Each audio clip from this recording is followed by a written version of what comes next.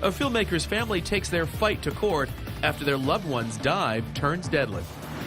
This is 7 News at 5. Also in the news here this evening, a family taking action after an award-winning filmmaker dies during a dive off South Florida. As 7 News reporter Ann Keel tells us now, they believe this tragedy could have been prevented. When you hear all of the carelessness that led up to that, it's just heartbreaking. Sandy and Brian Stewart say others' negligence killed their son, Rob Stewart, a famous Canadian filmmaker and conservationist. Sitting beside their Coral Gables attorney, the couple announcing their wrongful death lawsuit filed Tuesday in Broward County Court. It stems from a January 31st outing, an underwater film shoot turned tragedy off Isla Mirada.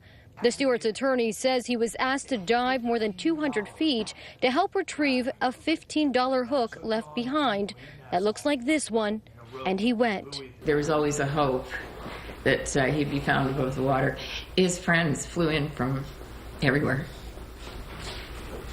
Stewart was filming his Sharkwater documentary series highlighting the importance of shark conservation.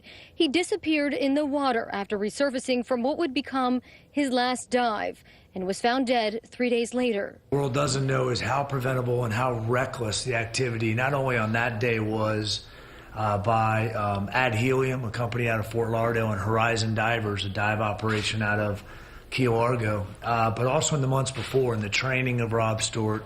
Really what amounted to a fraudulent inducement to get him to use certain equipment and training that violated every standard in the dive industry. The targets of the suit, Peter Sotis, who was with Stewart on the deadly dive, his wife, and Sotis's company, Ad Helium. Stewart's attorney says at the time the men were using dive equipment provided by the business. A second company, Horizon Dive Adventures, that chartered the boat the group was on and owned the hook the men tried to retrieve, was also named in the suit. We've reached out to their attorneys for comment about the claims made, but have not heard back. We're trying to make sure no one ever dies the way Rob died. You are expecting the people that are teaching you and the people that you hire as a dive operator to pay attention. And any of that lack of attention is what's caused this. It's unbearable.